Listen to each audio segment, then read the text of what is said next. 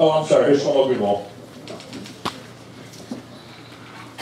The City Council has 51 members and is often described, I can break the microphone, often described as a body that functions by virtue of alliances among the members. What better suits you than your opponents for such coalitions? Additionally, you'd be number 51 out of 51 in seniority. How would you overcome this obstacle? That is an excellent question, and one that I'm very glad to have the opportunity to answer. Firstly, to answer the question about coalitions. If you talk to anybody who I've worked with over many years, whether it be a Republican, whether it be a Democrat, whether it be in city government, state government, I have a very good record because that's how I was trained to work with people at the community board, at Community Board 14, to work with everybody. When it comes to providing city services, as Fiorello LaGuardia, our great mayor in the past, said, there's no Democrat or Republican way to pick up the garbage at the end of the day. And we certainly, and I personally have certainly employed that philosophy. Employed that philosophy. Now, I've always had the ability to work across the aisle with many people. In fact, people in my campaign are very diverse. We have conservatives, we have Republicans, we have Democrats, we have independents. We have a whole range of people of different political views who are looking for a different philosophy and style of government because we're going broke. The burden on the people of our district is too high, and we need to do something to stop it and bring government back on the side of the people. So, in addition to the question about coalitions, what about my seniority? Well, the good part is, at least up until last year, we had term limits, and it was a disgrace that they were extended the way that they were. However,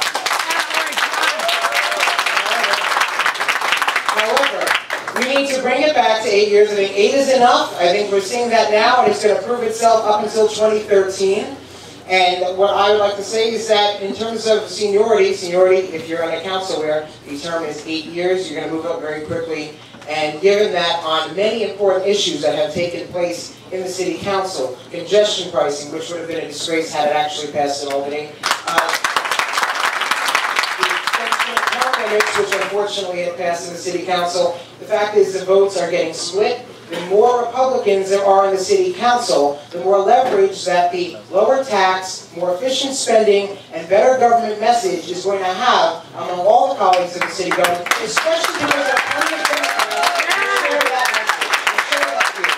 So, in conclusion, I plan to work with everybody. Everybody's going to have to work together because we have a lot of work to do for our district, a lot of work to do in city government, and it's time we all put the partisan politics aside and realize it's time to get things done for the people of our district. Thank you.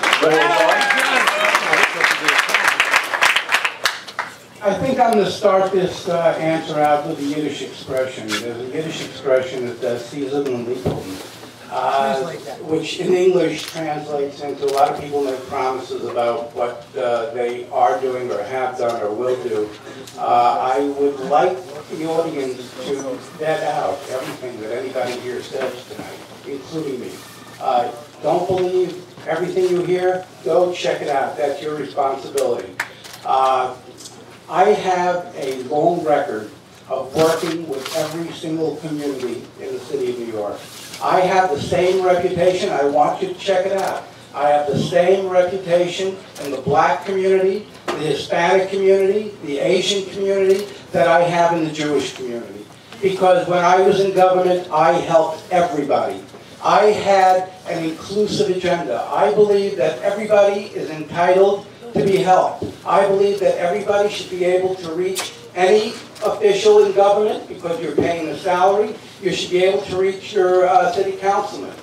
In order for you to get anything done in the city council as one of 51 members, if you're a mayor, you can do things, governor, president, but city council members have to learn to work together. You've got to be a diplomat. You've got to understand what the other person needs to make him understand what you need.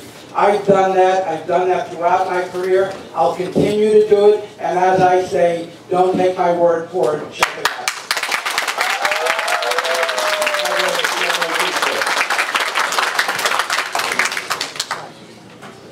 I grew up in this community, and I know a lot of its problems.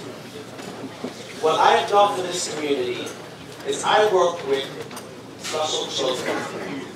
And what they give me is a certain amount of funds that are given to maximize the use of a certain amount of funds.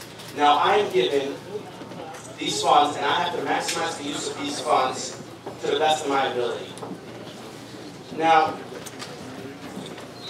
there's something happening these days.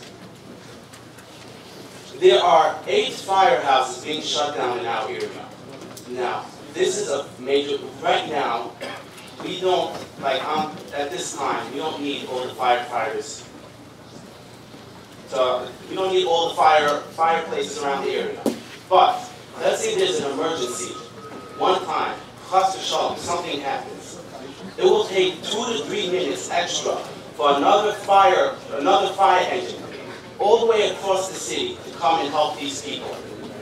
That 2 to 3 minutes is the difference between saving a person's life. Now,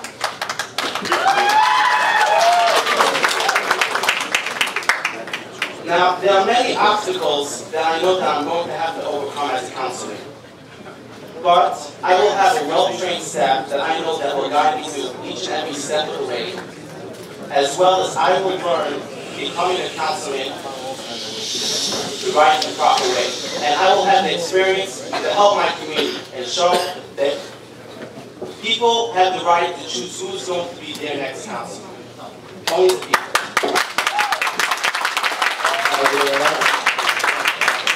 David Greenfield. Thank you.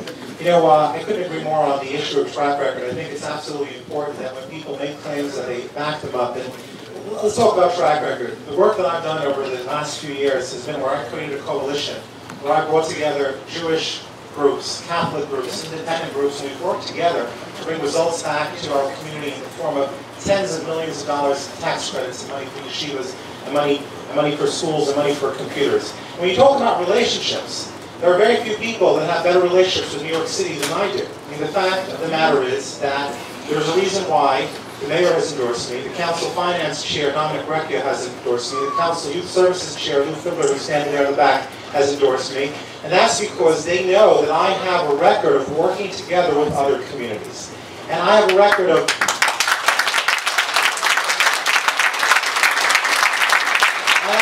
reaching across the aisle. And that's why I'm sure my friend Jonathan will be very happy to know that I'm endorsed by Senator Marty Golden and the Conservative Party of Brooklyn as well, because I know how to work well with people. I just want to make one final point, which is a very important point. You know, there's one point that I disagree with the candidates very strongly on, and that is we just spoke a moment ago about what the role of the council person is in the budget. Let me be clear. The role of the councilman is not the role of the mayor. We don't manage the budget. We don't write the budget. We don't root out waste and fraud. There's one job that I have, that is to demand more for this community, to bring the resources back, and to deliver to you. And I'm going to work with the tradition of Councilor Simcha Felder, who also had a relationship with the mayor, who also had a relationship with the speaker, who also had a relationship with the council finance chair, to bring back the bucks to this community. Thank you very much. I take this opportunity to, in fact, welcome Councilman Lou Fiddler, who's here tonight. Thank you very much for joining us. Our next panel question goes to Joe Lazar. Here is Jason Maus. With all the talk about cutting expenses, do you plan to push for any new programs on the City Council? If yes, how do you propose to pay for them? And please include in your answer the issue of increasing aid to yeshivas and other private schools. I don't think that anybody should look right now for new programs to happen. I think that, as I said before, during this time of economic decline, we need to make sure that the programs that we currently have are going to be there for our community. It's not a time to start thinking about new programs. We can't afford to cut the existing programs. We've got to find the funds to allocate to the current programs. We have to push for yeshivas. We have to push for aid to parents. You know, the yeshiva problem is not just the yeshivas. The yeshivas are hurting. The parents are hurting. We have to. It's a two-pronged effort. We help yeshivas. We help the parents. We have to deal with affordable housing. Anybody who tells you that they're going to go out and do new programs in this budget is out and out lying to you, and I'm not going to lie to you. I think you're too smart to understand that.